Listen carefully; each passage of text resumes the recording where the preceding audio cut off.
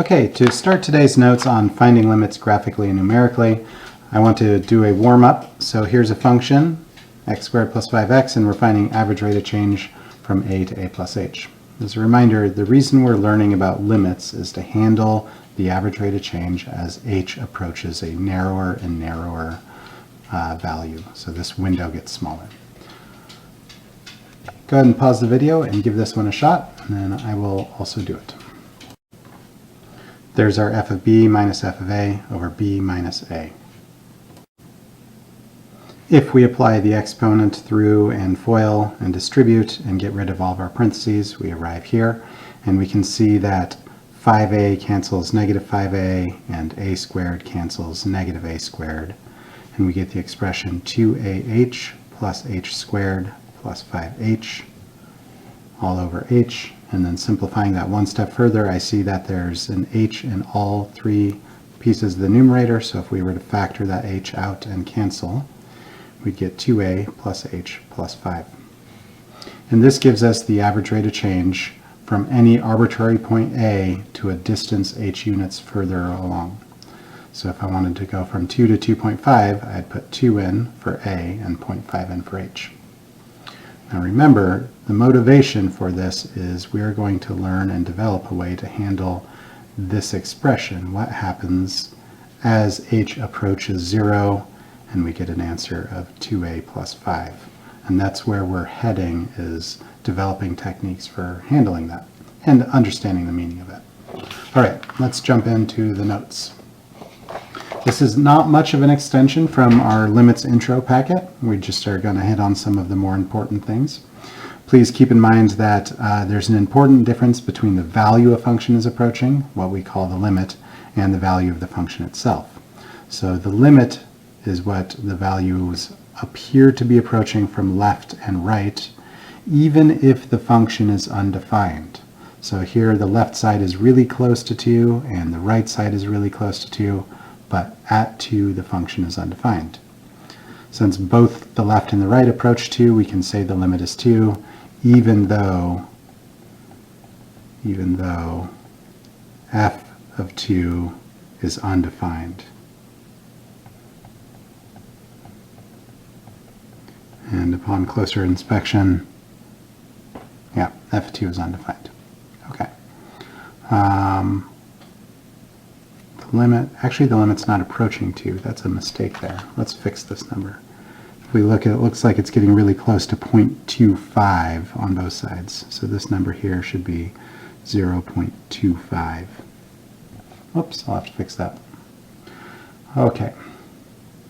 There it is. In the example above, we see that the function value is undefined, but the limit of the value is approximately 0.25. Just remember that we're dealing with an approximation, not an exact value. And as our unit progresses, we're going to learn how to find exact values of limits. For now, we can eyeball it, but it would be difficult to come up with the exact value. So looking at this, the limit as x approaches 1.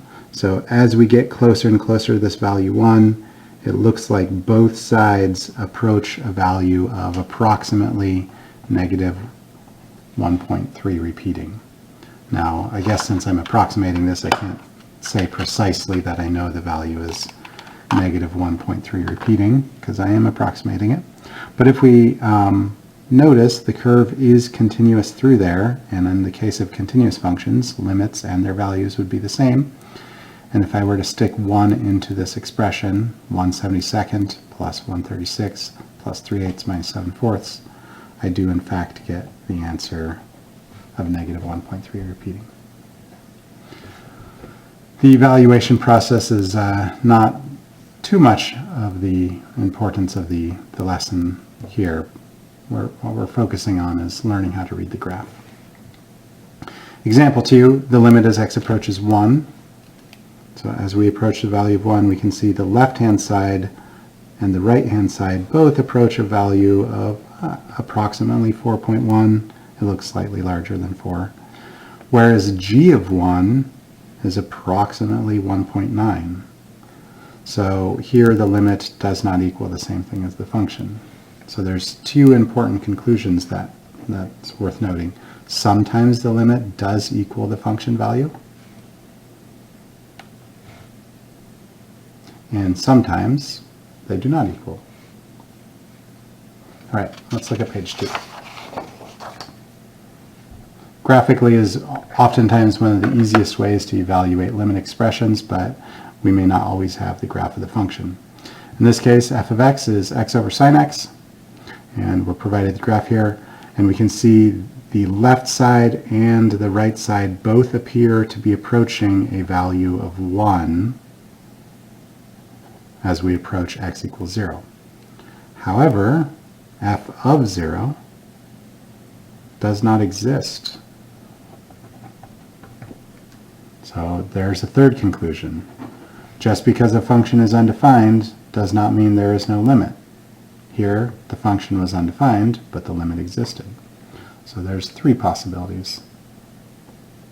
Fourth one, for the sake of matching our naming convention, let's call this g of x. And the equation, I guess I didn't write down the equation this time because copy error. But we don't know the equation, but we do have a graph of g of x. And they're asking the question, what is the limit as x approaches 3? Well, as we approach 3, from the left-hand side, the limit as we approach 3 from the left is a value of 4, and the limit as we approach 3 from the right is a value of negative 3. And because these disagree with one another, the two-sided limit does not exist. So they have to agree with one another for the two-sided limit to exist. And here, g of 3, well, at 3, we have a closed circle. So g of 3 does equal negative 3. So here's a fourth possible conclusion. When the function is defined for some x value, that doesn't mean the limit necessarily exists. So function was defined, but our limit was not because our two sides disagreed with one another. So key takeaways from the notes so far. A graph can help us approximate a limit. Remember, we're reading numbers off a graph, so it's only an approximation, by allowing us to estimate the finite y value we're approaching as we get closer and closer to some x value. So as we get closer to x equals 3, from the left-hand side, what does the y value get closer to? It got closer to a value of 4. We do have to look at both sides, though. If the two sides disagree, the limit does not exist. If the two sides do agree, the limit exists and is the value that both sides are approaching. Next key takeaway, the limit does not always equal the same value as the function. So sometimes the limit and the function are different values, and we saw that in example 2. The limit was a different value than the function. And the left and right disagreed, or agreed, but they were not the same value as the function. So this idea of what's the meaning of it when these values agree or disagree has to do with one of the concepts that we are going to talk about in calculus, or actually in the next notes more in depth, and that's the idea of continuity. But what happens when we don't have a graph? I mean, certainly I could create the graph for x squared. That's one of my parent functions I have memorized. And I could, if I graphed it very precisely, make an estimate about what's going on at the value of 3. But what if it's a more complicated equation? Well, what we can do is we can rely on a table to give us information. And we talked about this in our last notes, but we're going to continue doing this. We're going to create a table of values that are really close to 3 and ask what's going on both sides, what's going on in the vicinity. So if I evaluate 2.9 squared, I get 8.41. I go 2.99 squared, get 8.9401.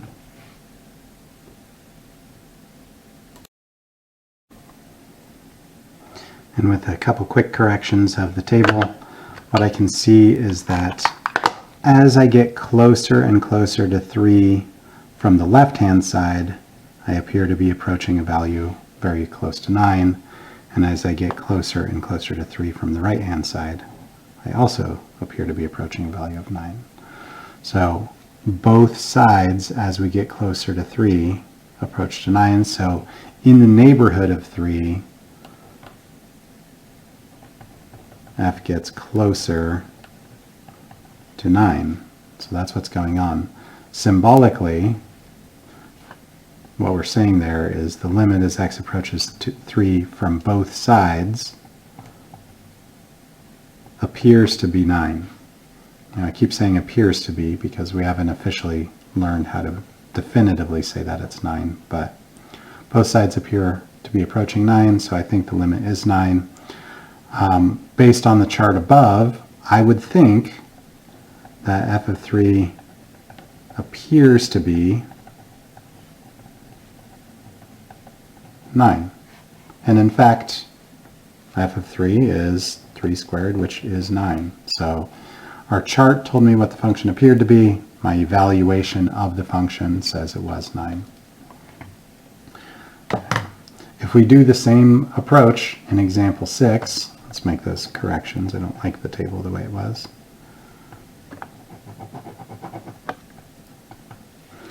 This time we have a more complicated equation. What we're going to do is evaluate that equation at multiple spots. Now, one of the benefits of having a calculator available to us is we can type the equation into our y1. So we go to our y equals, and we're going to type in the equation x cubed minus 3x squared over x minus 3. And then if you don't have the fraction bar, make sure you put your numerators in parentheses and your denominators in parentheses. We can use the table of values to evaluate the expression several times. So if I go to my table and I type in 2.9, I'm going to get an answer of 8.41.